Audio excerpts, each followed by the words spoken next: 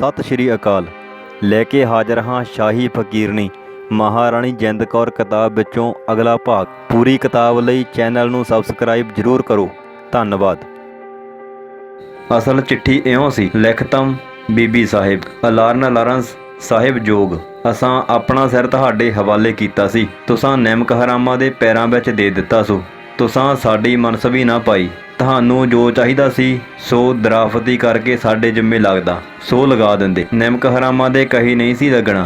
ਤੁਸਾਂ ਵੱਡੇ ਮਹਾਰਾਜ ਦੀ ਦੋਸਤੀ ਵੱਲ ਵੀ ਨਹੀਂ ਡਿੱਠਾ। ਤੁਸਾਂ ਮੇਰੀ ਆਬਰੂ ਲੋਕਾਂ ਤੋਂ ਲਹਾਈਏ। ਤੁਸਾਂ ਕਰਾਰਨਾਮਿਆਂ ਤੇ ਅਹਿਦਨਾਮਿਆਂ ਉੱਪਰ ਵੀ ਕੁਝ ਅਮਲ ਨਹੀਂ ਕੀਤਾ। ਰਾਜਾ ਲਾਲ ਸਿੰਘ ਮੇਰਾ ਮੋਹਤਬਾਰ ਤੇ ਖੈਰ ਖਾਹ ਤੇ ਨਿਮਕ ਹਲਾਲ ਸੀ, ਸੋ ਤੁਸਾਂ ਤਕਸੀਰੀ ਕਰਕੇ ਭੇਜ ਦਿੱਤਾ। ਤਾਂ ਅਸਾਂ ਕੁਝ ਨਹੀਂ ਤੁਸਾਂ ਨੂੰ ਆਖਿਆ। ਸਾਡੇ ਦਿਲ ਵਿੱਚ ਇਹ ਗੱਲ ਸੀ ਜੋ ਆਪ ਸਾਹਿਬ ਸਾਡੇ ਪਾਸ ਨੇ। ਸਾਨੂੰ ਡਰ ਕਿਸ ਦਾ ਏ। ਸਾਨੂੰ ਇਸ ਗੱਲ ਦੀ ਖਬਰ ਨਹੀਂ ਸੀ ਕਿ ਝੂਠੀਆਂ ਗੱਲਾਂ ਸਾਡੇ ਜਿੰਮੇ ਲਾ ਕੇ ਤੇ ਕੈਦ ਚਾਹਾਂ ਕੀਤਾ। ਕੋਈ ਸਾਡੀ ਲਿਖਤ ਦੱਸੋ ਬਾਂ ਕੁਝ ਸਾਡੇ ਜਿੰਮੇ ਲਾਓ ਆ, ਫਿਰ ਜੋ ਤੁਹਾਡੀ ਮਰਜ਼ੀ ਹੁੰਦੀ ਸੋ ਕਰਦੇ। ਇੱਕ ਮੈਂ ਤੇ ਮਹਾਰਾਜਾ ਤੇ ਬਾਈ ਟਹਿਲਣਾ ਅਸੀਂ ਸੰਮਣ ਬੁਰਜ ਵਿੱਚ ਕੈਦ ਵਾਂ। ਹੋਰ ਨੌਕਰ ਸਭ ਕੱਢ ਦਿੱਤੇ ਗਏ ਹਨ। ਅਸੀਂ ਬਹੁਤ ਲਾਚਾਰ ਹੋਏ ਹਾਂ। ਪਾਣੀ ਤੇ ਰੋਟੀ ਵੀ ਨਹੀਂ ਆਉਣ ਦਿੰਦੇ। ਇਸ ਤਰ੍ਹਾਂ ਜੋ ਸਾਨੂੰ ਤੰਗ ਕਰਦੇ ਹੋ, ਇਹ ਗੱਲ ਕੋਲੋਂ ਫਾਂਸੀ ਲਗਾ ਦਿਓ। ਜੇ ਤੁਸਾਂ ਸਾਡੀ ਅਦਾਲਤ ਕੀਤੀ ਤਾਂ ਅੱਛੀ ਗੱਲ ਹੈ, ਨਹੀਂ ਤਾਂ ਨੰਦਨ ਸੱਤਰ ਵਿੱਚ ਫਰਿਆਦ ਕਰਾਂਗੇ। ਹੋਰ ਜਿਹੜਾ 4 ਮਹੀਨਿਆਂ ਵਿੱਚ ਖਰਚ ਕੀਤਾ ਸੀ 51,000 ਸੌ ਵੀ ਗਹਿਣੇ ਵੇਚ ਕੇ ਮਿਸਰ ਮੇਘਰਾਜ ਨੂੰ ਦੇ ਦਿੱਤਾ। ਕਿਸੇ ਕੋਲੋਂ ਕੁਝ ਮੰਗਦੇ ਨਹੀਂ ਸਾਂ। ਸਾਡੇ ਗਹਿਣੇ ਵੇਚ ਕੇ ਗੁਜ਼ਾਰਨ ਕਰਦੇ ਸਾਂ। ਬੇਨਿਹੱਕ ਸਾਡੀ ਆਬਰੂ ਕਿਉਂ ਲਾਹੀ। ਮੰਗਲਾਂ ਕੀ ਤਕਸੀਰੀ ਕੀਤੀ, ਉਹਨੂੰ ਵੀ ਕੱਢ ਦਿੱਤਾ। ਅੱਜ ਮਹਾਰਾਜ ਸਾਡੇ ਪਾਸ ਆ ਕੇ ਰੋਂਦੇ ਰਹੇ ਨੇ। ਆਖਣ ਲੱਗੇ ਸਾਨੂੰ ਬਿਸ਼ਨ ਸਿੰਘ ਤੇ ਗੁਲਾਬ ਸਿੰਘ ਡਰਾਉਂਦੇ ਨੇ। ਜੇ ਸਾਡਾ ਮਹਾਰਾਜ ਨੂੰ ਡਰ ਨਾਲ ਕੁਝ ਹੋ ਗਿਆ ਤਾਂ ਫਿਰ ਮੈਂ ਕੀ ਕਰਾਂਗੀ। ਉਹਨਾਂ ਨੂੰ ਆਖਿਆ ਨੇ ਤੁਸਾਂ ਸਾਹਿਬ ਦਾ ਹੁਕਮ ਹੈ ਜੋ ਸਾਲਾਂ ਬਾਗ ਜਾ ਕੇ ਉਤਰੋ। ਉਹ ਸੁਣ ਕੇ ਤੇ ਬਹੁਤ ਰੋਂਦੇ ਰਹੇ। ਇਹ ਜਿਹੜੀਆਂ ਗੱਲਾਂ ਸਾਡੇ ਨਾਲ ਕਰਦੇ ਹੋ ਕਿਸੇ ਰਜਵਾੜੇ ਵਿੱਚ ਨਹੀਂ ਹੋਈਆਂ। ਤੁਸਾਂ ਗੁੱਝੇ ਰਾਜ ਕਿਉਂ ਸਾਂਭਦੇ ਹੋ, ਜ਼ਾਹਰਾਂ ਹੋ ਕੇ ਕਿਉਂ ਨਹੀਂ ਕਰਦੇ। ਨਾਲੇ ਵਿੱਚ ਦੋਸਤੀ ਦਾ ਹਰਫ ਰੱਖਦੇ ਹੋ, ਨਾਲੇ ਕੈਦ ਕਰਦੇ ਹੋ।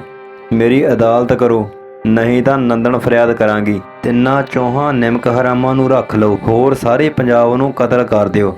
ਇਹਨਾਂ ਦੇ ਆਖੇ ਲੱਗ ਕੇ ਤੇ ਮੋਹਰ ਅਕਾਲ ਸਹਾਏ ਬੀਬੀ ਜਿੰਦ ਕੌਰ। ਅੰਦਾਜ਼ਾ ਲਗਾਓ ਕਿ ਇਹ ਕੁਝ ਲਿਖਣ ਵਾਲੀ ਜਿੰਦਾ ਦੇ ਅੰਦਰ ਕਿੰਨੀ ਕੁ ਬਲਦੀ ਹੋਵੇਗੀ।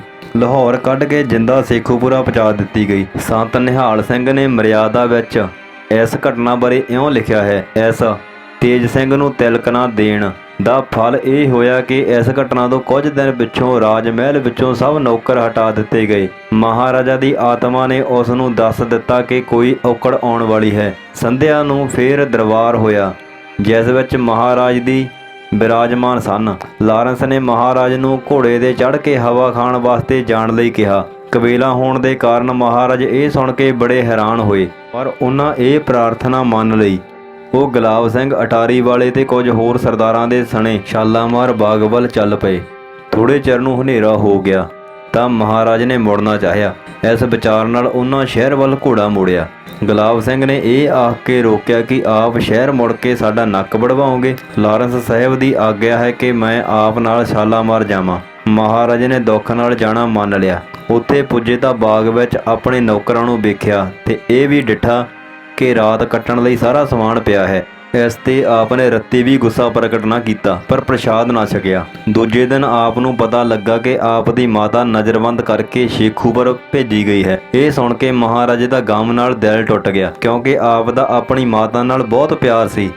ਲਾਹੌਰ ਪੁੱਜ ਕੇ ਆਪ ਨੇ ਆਪਣੇ ਪਹਿਲੇ ਨਿਵਾਸ ਅਸਥਾਨ ਸੰਮਣ ਬੁਰਜ ਵਿੱਚ ਨਾ ਰਹਿਣ ਦੀ ਇੱਛਾ ਪ੍ਰਗਟ ਕੀਤੀ ਅਤੇ ਤਖਤਗਾਹ ਦੇ ਉੱਪਰਲੇ ਕਮਰਿਆਂ ਵਿੱਚ ਰਹਿਣ ਲੱਗੇ। ਕੁਝ ਦਿਨ ਮਗਰੋਂ ਆਪ ਦੀ ਮਾਤਾ ਨੇ ਆਪ ਨੂੰ ਰਾਜੀ ਖੁਸ਼ੀ ਦਾ ਸੁਨੇਹਾ ਘੱਲਿਆ ਤੇ ਆਪ ਲਈ ਕੁਝ ਖਿਡੌਣੇ ਤੇ ਮਠਿਆਈਆਂ ਘੱਲੀਆਂ। ਮਾਤਾ ਦੀ ਰਾਜੀ ਖੁਸ਼ੀ ਦਾ ਸਮਾਚਾਰ ਪਾ ਕੇ ਆਪ ਨੂੰ ਬੜੀ ਖੁਸ਼ੀ ਹੋਈ, ਪਰ ਇਹ ਸੁਭਾਗ ਵੀ ਆਪ ਨੂੰ ਮੁੜ ਪ੍ਰਾਪਤ ਨਾ ਹੋਇਆ, ਕਿਉਂਕਿ ਰੈਜੀਡੈਂਟ ਦੀ ਆਗਿਆ ਨਾਲ ਚਿੱਠੀ ਪੱਤਰ ਵੀ ਬੰਦ ਕਰ ਦਿੱਤੇ ਗਏ। 19 ਅਗਸਤ ਨੂੰ ਜਿੰਦਾ ਸ਼ੇਖੂਪੁਰ ਪੁੱਜੀ।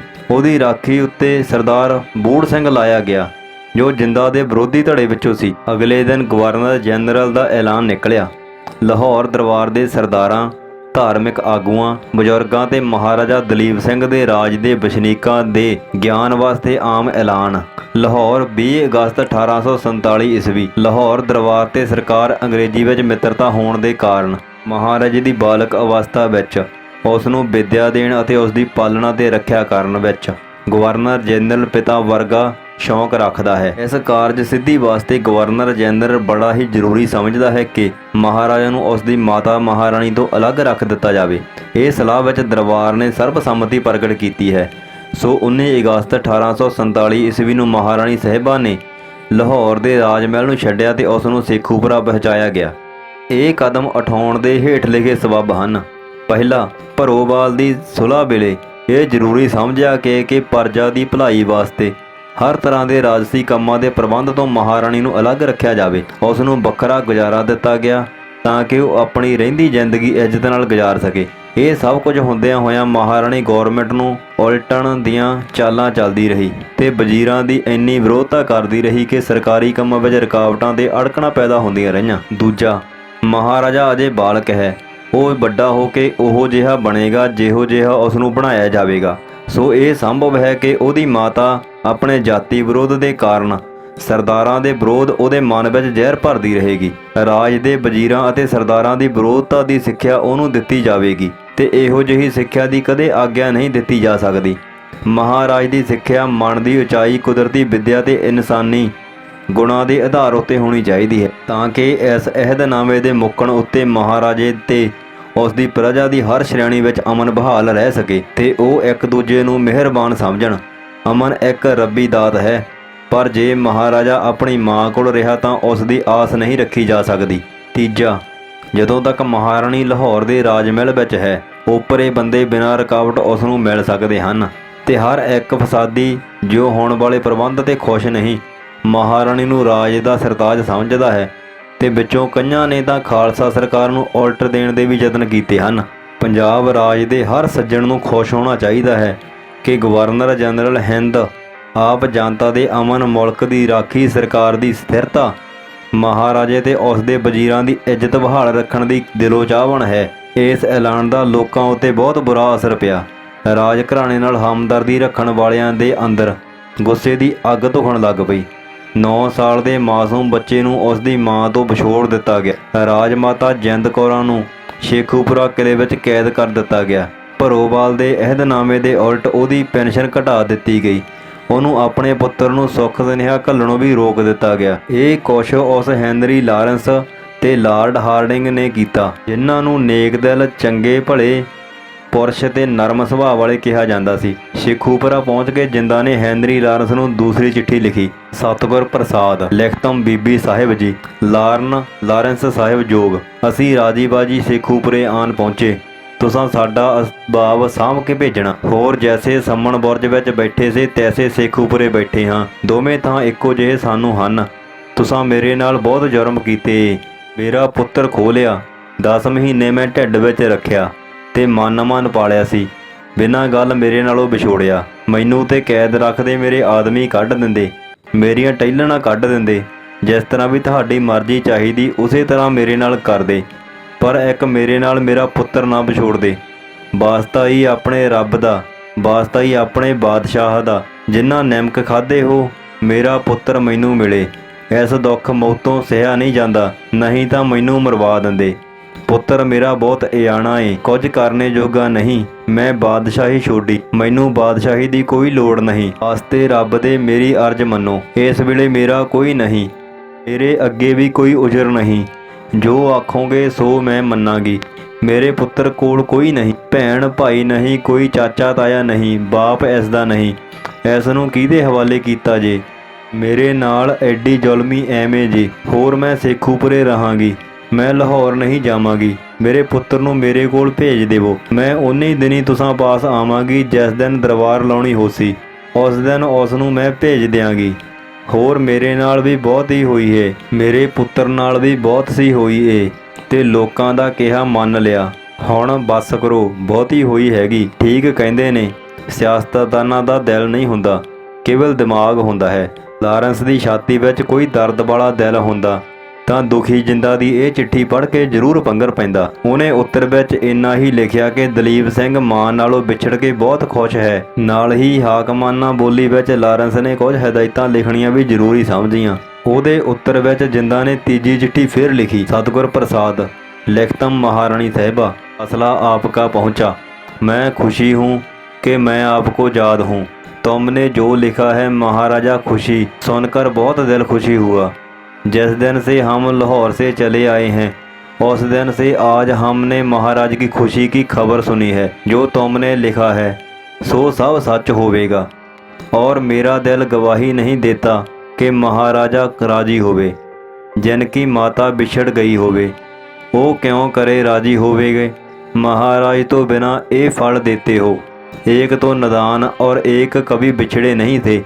आप सियाने हो, बुद्धवान हो, आपने दिल में समझो कि महाराजा किस तरह राजी होंगे। ये तो तुमने लिखा है। नज़र ऊपर दोस्ती दोनों सरकार के बहुत ख्याल खुशी खातर महाराजा का है। जो तुमने महाराज की खुशी खातर रखी है को सारे ज़माने में मशहूर हुई है। रोते हुए को छीन कर सालां बाग ले गए और माँ के बाल पकड़कर बाहर निकाल दिया। तुम्हारे दिल में इतना दरेग ना आया कि महाराज निदान है क्यों कर रहेगा। तुम्हारे तई इसी इज्जत आबरू के तई रखा था। सो नमक हरामों ने वो इज्जत आबरू भी नहीं रहने दी। एक अफसोस कि तुमने हमारे जुम्मे समझकर तकसीर नहीं लगाई। नामक हरामियों के कहने पर अमल कर कर देश निकाला दे दिया। जो किया सो सब आपकी नेकनामी हुई है। मेरी इज्जत आबरू और आपका जवान का सुखन गया। और जो तुमने मेरे साथ किया है ऐसा किसी खूनी के साथ भी नहीं गुजरता है। मैं सब कुछ छोड़कर फ़कीर हुई थी सो तुमने फ़कीर भी नहीं रहने दिए और खर्च से हम बहुत तंग हैं। बंधु जीत को तुम्हारे पास भेजा है, इसको अपने पास रखना। आधा असबाब हमारे पास पहुंच गया है, आधा नहीं देते। हमको दिलवा दो और खर्च लेकर भेजो। इस चिट्ठी ਦੇ अंग्रेजी ਅਲੱਥੇ ਉੱਪਰ 30 ਅਗਸਤ 1847 ਦੀ ਤਰੀਕ ਦਰਜ ਹੈ। ਇਹਦੀ ਬੋਲੀ ਵੀ ਪਹਿਲੀਆਂ ਚਿੱਠੀਆਂ ਨਾਲੋਂ ਕੁਝ ਵੱਖਰੀ ਤੇ ਓਪਰੀ ਹੈ। ਸ਼ਾਇਦ ਇਸ ਵਾਸਤੇ ਕਿ ਇਹ ਸਰਕਾਰੀ ਮਰਸਲੇ ਦੇ ਉੱਤਰ ਵਿੱਚ ਲਿਖੀ ਗਈ ਸੀ। ਇਹ ਚਿੱਠੀ ਪੜ੍ਹ ਕੇ ਲਾਰੈਂਸ ਵਧੇਰੇ ਕ੍ਰੋਧਵਾਨ ਹੋ ਗਿਆ। ਜਿੰਦਾ ਦੀ ਕੈਦ ਪਹਿਲੇ ਨਾਲੋਂ ਵਧੇਰੇ ਸਖਤ ਕਰ ਦਿੱਤੀ ਗਈ। ਚਿੱਠੀ ਪੱਤਰ ਭੇਜਣ ਦੀ ਵੀ ਉਸ ਨੂੰ ਮਨਾਹੀ ਕਰ ਦਿੱਤੀ ਗਈ। ਸੰਨ 1848 ਦੇ ਆਰੰਭ ਵਿੱਚ ਲਾਰਡ ਹਾਰਡਿੰਗ ਨੇ ਹੈਨਰੀ ਲਾਰੈਂਸ ਦੋਵੇਂ ਬਦਲ ਗਏ। ਉਹਨਾਂ ਦੀ ਥਾਂ ਨਵੇਂ ਹਾਕਮ ਆ ਗਏ। 21 ਜਨਵਰੀ ਨੂੰ ਲਾਰਡ ਹੈਨਰਜੀ ਤੇ ਗਵਰਨਰ ਜਨਰਲ ਦਾ ਕੰਮ ਸੰਭਿਆ ਤੇ 9 ਮਾਰਚ ਨੂੰ ਫਰੈਡਰਿਕ ਕਰੀ ਲਾਹੌਰ ਦਾ ਰੈਜ਼ੀਡੈਂਟ ਬਣਿਆ। ਉਹਨਾਂ ਦੇ ਆਉਣ ਉੱਤੇ ਜਿੰਦਾ ਦੇ ਕਸ਼ਟਾਂ ਵਿੱਚ ਹੋਰ ਵਾਧਾ ਹੋ ਗਿਆ। ਰੈਜ਼ੀਡੈਂਟ ਕਰੀ ਲਾਰੈਂਸ ਨਾਲੋਂ ਵੀ ਵਧੇਰੇ ਸ਼ੱਕੀ ਸੁਭਾਅ ਦਾ ਸੀ। ਉਹਨੂੰ ਸ਼ੱਕ ਪਿਆ ਕਿ ਮਿਸਰ ਲਾਲ ਸਿੰਘ ਦਾ ਵਕੀਲ ਸਾਹਿਬ ਸਿੰਘ ਚੋਰੀ ਆ ਕੇ ਮਹਾਰਾਣੀ ਜਿੰਦਾ ਨੂੰ ਮਿਲਦਾ ਹੈ। ਕਰੀ ਨੇ ਇੱਕ ਪਾਸੇ ਜਿੰਦਾ ਨੂੰ ਸਖਤ ਤਾੜਨਾ ਕੀਤੀ ਤੇ ਦੂਜੇ ਪਾਸੇ ਸਾਹਿਬ ਸਿੰਘ ਨੂੰ ਡਾਟਿਆ। ਜੇਕਰ ਉਹ ਮੁੜ ਕੇ ਨੇੜੇ ਸੇਖੂਪੁਰੇ ਦੇ ਵੇਖਿਆ ਗਿਆ ਤਾਂ ਸਖਤ ਸਜ਼ਾ ਦਿੱਤੀ ਜਾਵੇਗੀ। ਥੋੜੇ ਦਿਨਾਂ ਪਿੱਛੋਂ ਹੋਰ ਅਫਵਾਹ ਉਡਾਈ ਗਈ ਕਿ ਜਿੰਦਾ ਨੇ ਕਸ਼ਮੀਰ ਵਿੱਚ ਰਾਜਾ ਗੁਲਾਬ ਸਿੰਘ ਨੂੰ ਤੇ ਲਾਹੌਰ ਵਿੱਚ ਦਲੀਪ ਸਿੰਘ ਨੂੰ